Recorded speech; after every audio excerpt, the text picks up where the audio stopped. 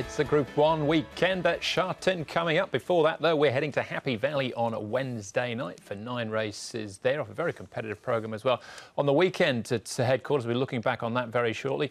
Very pleased to say, though, I'm joined for Racing to Win this week by our form analyst Paul Lally and race caller Tom Wood as well. And Tom, first up, what are we going to look forward to? What are the highlights for Wednesday night's programme? Oh, we've got a good race coming up mid-race, mid-card I should say. It's race number 5. It's Class 3 1650. Last out winner Savaquin goes around there with the likes of Gift of Lifeline and looking great, who hasn't done too bad a job since arriving. A couple of nice enough runs for him, and Smoothie is the likely leader in that race probably. And we've got a race over 2200 metres, which looks like it should be an intriguing contest on the programme as well. So a couple of little highlights as well as a few first starters to look forward to on Wednesday night. Yeah, I thought it was very competitive, very open-looking programme, Paul, and as Tom said, a few first starters. So we're looking for... There's any jackpots, firstly, and any short price favourites, do you think? There's no jackpots. I think Savaquin won nicely last time. He'll come up quite short, I think, and also igniting in the last. I mean, he was just beaten by a better horse on the day last time, but prior to that was a strong winner. So we'll see if he can go and follow up with that form. So I expect him to come up reasonably short on the last. All right, well, plenty to get through with the 9 races on the programme. Before we get stuck into that, let's look back on the weekend action with our racing review.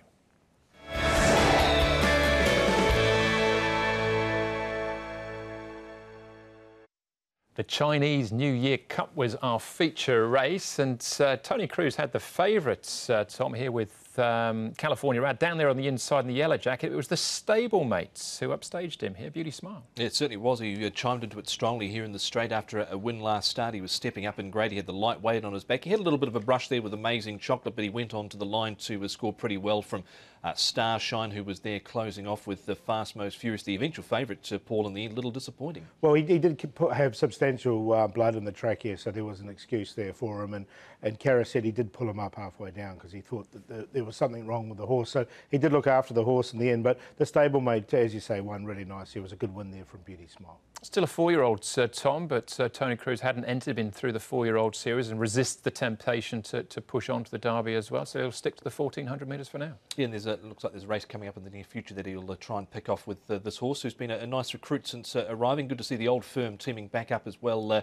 Matthew Chadwick and Tony Cruz doing it there for the Kwok family. Absolutely, and there was a first starter in the field as well. Congratulations for Douglas White, who does hold a Derby entry. It'll be interesting to see if they press on with him or not. I thought it was an OK run.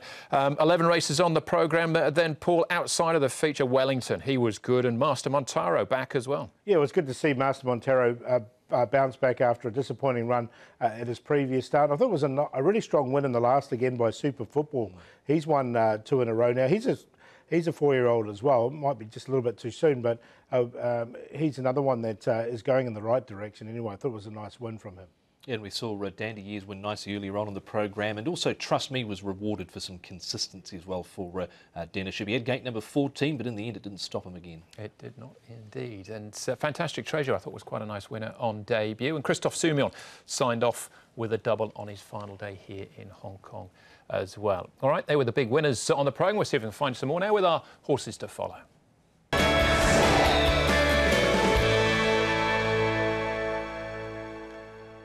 Lots of first starters then, Paul. And I thought there was probably a few to choose from this week in terms of horses to follow, but who caught your eye? Look, a horse I've been following in track work for a while. He hasn't done too much on the track. This was his best effort, Savvy Kingman. Now, this was his second start over 1,600 metres. I think we'll see the best of him once he gets up to 1,800 or even 2,000. He stayed on really nicely here, and it was good to see what he'd been doing on the training track. Finally coming on race day, a most improved performance. He was a massive price. But I just like the way he really stayed on, and looking forward to seeing him stretch out over 1,800 maybe next time, or maybe even one more at 1,600. All right, Pink Cap of Donchesui, possibly a little bit unlucky running out of room halfway down the straight there as well. Tom, what have you got? I went earlier on in the programme. It was race number 5, Divine Era, who was a first starter who'd caught my eye at the trials. Now, probably things weren't totally run to suit last time out. He got quite keen in the run, I thought, last time out as well. But there's plenty of merit here behind Decisive for 12, super winner there on the inside. Branding Power was, I think, sent out as one of the favourites in the race, but he didn't do too much. But did like the run here. I think he'll certainly improve, and you might get a better price around Divine Era next time as well. I thought he boxed on well enough, even though he's a little bit keen in the run. OK, we're looking at for him. Going later on the programme, this is a horse having his first Hong Kong start. We had form coming out of Australia. Efflorescence was his name, Sam and Anthony Friedman training. You can see him just held up a little bit on the inside. He was slow out of the gates as well, so just lifted his feet when the stalls opened. So gave them all a little bit of a head start, held up at the top of the straight, and given that he was nearly 80-1 here on debut, this is Trust Me, Tom was talking about. It was the second leg of Matthew Chadwick's double. I think there's a bit of merit in this, and it may well be that he's hit the ground running and we can pick one up sooner rather than later with him. That is Majestic Star. All right, so the horses to follow out of the weekend as far as the Stewards report is concerned. Go back to last week at Happy Valley. Joe Moreira sat out the weekend programme. He'll sit out from the 3rd to the 8th as well. 2 days and 60,000 to go with it. Tony Pacone picked up a couple of days, and Jerry Chow did as well with a $40,000 sting in the tail to go with it. So those are suspensions and fines. And Moreira sits out Wednesday night's programme as well at Happy Valley, the second of his 2-day suspension. We're up to meeting number 47 already. 9 races. We're on the C course for Wednesday night's action. Start off with a Class 4. We'd have a Class 5 race. That's the 3rd on the programme. 1,200 metres here. The trip. Just Not Listening gets the class drop.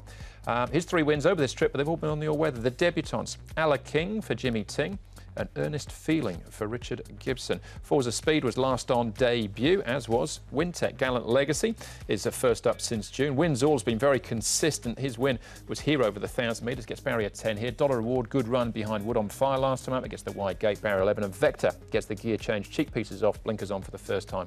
I'd imagine will roll forward despite drawing barrier number 9. So Allah King, one of the first starters. And Island Sunshine for Francis Loy and Vincent Ho. Finished midfield on his debut effort. Are the horses that have been at Chung Fa, Tom? Don't think the pace will be strong here. Victor's shown plenty of early speed in his runs. So far, all at Sha Tin over 1,012 and last start over 1,400 metres, but hasn't been able to go on with it at the end. Blinkers go on, cheek pieces come off. Island Shine, there's only had limited start. You've got Gallant Legacy, he's returning from injury. Allah King, one of the newcomers on Excel Star. Looks a little tough for Windsor, but wouldn't surprise if Zach's able to slot in somewhere with him. Forza Speedo likely to be at the end, but probably not an overly quick pace set by Victor. Island Sunshine's a horse who we see he's been up at Chung Fa. He's only had the one start over 1,000. He steps up to 1,200 metres. He's put 30 pounds on, but he looks good for it. I thought there's definitely been a little bit of improvement there from him, and Vincent Ho will take the mount from barrier 5. This is the likely favourite in the race. Wynn's always been a very consistent horse. He's just got to overcome that wide draw, but everything else looks good for him, and his work's been good leading into it. He's been placed just about every start this season as well. And on Excel Star, just an 800-metre gallop for him. Now, he's never been to Happy Valley before, so that's the query with this horse. But from barrier 3, he should get a nice enough run. He's a son of Niagara. We'll start off with our current favourite, that is Winzall. I'd imagine he's positioned the market, Tom, largely due to consistency so far this season. But he does get barrier 10, and his win so far was over the 1,000 metres, not the 1,200. I don't think he had too many excuses last time out. He got a nice run through on the inside there for Diamond Rhyme. I thought he had every chance already. He might have been a little bit keen early in the run. He did hit the front here and was collared late by a few horses. Ultra Express, one of them the eventual winner there with Green Envy. And it wasn't a bad effort in the end, I thought, from him, Paul. Yeah, I quite like him. I like him coming back to Happy Valley as well. He was just the sitting duck and he just got bobbed out of it late. So he's been going well at Happy Valley, so I'm happy for him to come back here. OK, so that's Zach Burton's mount in Windsor. What about Gallant Legacy, Paul? Back at the trials, I should say, because we haven't seen him since June. Yeah, I didn't mind this trial from him, and his work's been good leading into it as well. I thought he was a winner at Sha Tin in May last year. It was a nice win there. As you say, we haven't seen him for a while. Barrier 7, I think he can get a nice position. So I found a spot for him. He seemed to travel well in that trial. Not too much pressure him over the final stages. He had a lame right front with non-displaced fragment in the distal radius. So that's what kept him away for a wee while, but I think he's going well enough to figure here. All right, what about Vector, Tom, as well? Also at the trials. I've tipped this horse a few times. I was keen on him on debut. Went off at 3.9. He was quite disappointing, but he's been back to the trials here. This behind Wellington, of course, who's in front here. You can see him shaken up. He's been shaken up in both of his trials, but he has trialled a Happy Valley in the past as well, Paul. I'd be willing to give him a chance here with a few gear changes that Tony Cruz has applied. Yeah, I'm with you on this one. Look, he's always worked well. He's shown that cheap speed and lead, but it's sort of knocked up. But he seems to be learning a bit there, and he did settle a bit better. Okay, so some possibilities around him. He's a decent each-way price at this early stage. Who's on top there, Paul? I'm going to go with the favourite Wins All. I think this is a lot easier race than he faced last time. Coming back to Happy Valley is a big tick for him. Vector, we'll give him a chance there. Gallant Legacy as well. We saw that horse. And $1 reward in there for fourth. Now, his wins have been on the all-weather, but he did come to Happy Valley last time and ran a really nice second, I thought, behind Wood on Fire. 8, 12, 7 and 10. Similar numbers. I've also got Wins All on top for Zach Purton and Chris So, who team up here from gate number 10. I think he's due a win. Gallant Legacy, I think, is going well enough to figure. He is coming into this off a long break and an injury, but the trials have been all right. On Excel Star went off at 11's first up, 14's last start, but has drawn better this time round in gate number 3. Was caught a bit wide last start, and Vector goes in as well. So 8, 7, 9 and 12.